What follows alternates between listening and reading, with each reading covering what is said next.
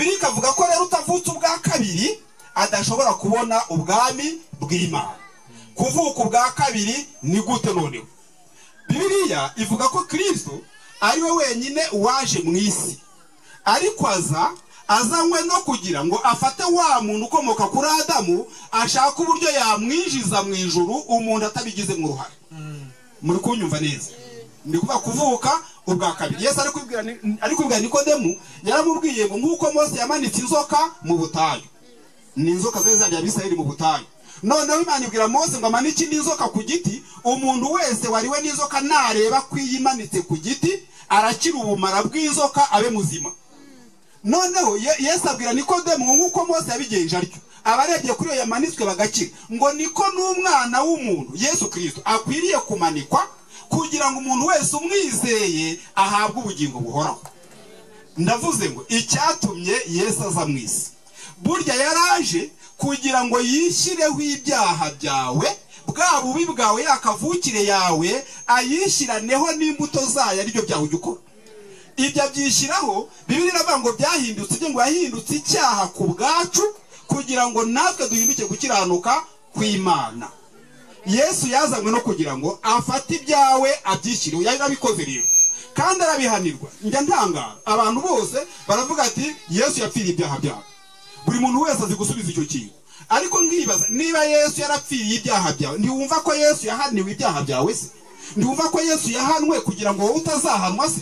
Sicyo gituma birivuga se ko Yesu yagucunguye nyine? Yaragucunguye, yarahanwe mu cyimbo cyawe kugira ngo wowe utazahanwa. Bisaba ko ibyo bintu ubyemera nk'uko niko byakozwe n'Imana.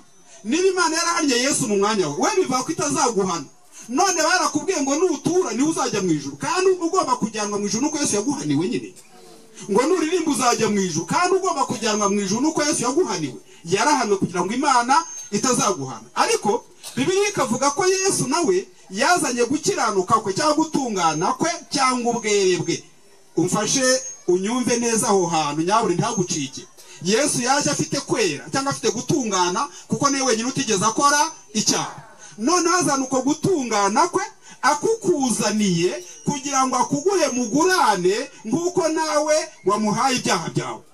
Ibyaha byawe byamugiye arabihanirwa, niko ibyiza bye cyangwa gutungana kwe nawe kuguha, nawe kukaba ukwawe ugahinduka intungane imbere y'Imana, kandi ntabyo gutungana wakoze. Nk'uko yabaye umunyabyaha imbere y'Imana ari nta cyaha yakoze. Imana yamfashije iyo nguranuka yumva. Imana ikugiriye neza wakumva ko ari ukugurana. Yesu yishyizeho ibyaha byawe arabihanirwa, icyo cyararangiye. Bivuga ngo Imana ntizaguhana mu gihe cyose wemera cyangwa wizera mu mutima wawe ko ibyo bintu ari ukuri. Noneho iyo ubyemeye gutyo uba umenye ngo mu Imana izahana noneho sindimo, mu bantu bazajya mu muriro noneho sindimo. Bibiliya ngo Imana yatanze umwana wayo ikunze abari mu isi kugira ngo umwizera ubyemera atarimbuka, ahubwo ahabwe ubugingo buhoraho. Ubwo Imana yahannye Yesu, menya ngo Imana ntabwo izaba ikiguhannye. Ntabwo Imana yavuze ngo ndahana Yesu ariko nawe uzampa amafaranga ubundi bikujyane mu ijuru. Ariko wenda tukira aho ngaho, abantu benshi bemera ko Yesu yabahaniwe. Iyo bose barayemera. Yego. Nta utabyemera keretse utabyemera nyine. Ariko wo ubyemera wese yemera ko Yesu yamuhaniwe.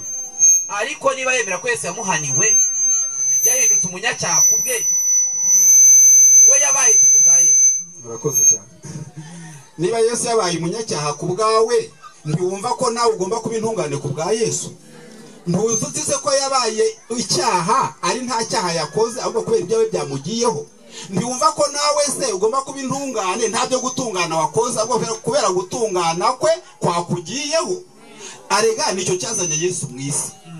Amadini yarabihishe uretse ko batanabizi, kuko umuntu ubimenye ntiyakongera kubegera, kuko umuntu arindagira kwa kundi ari ijuru ashaka.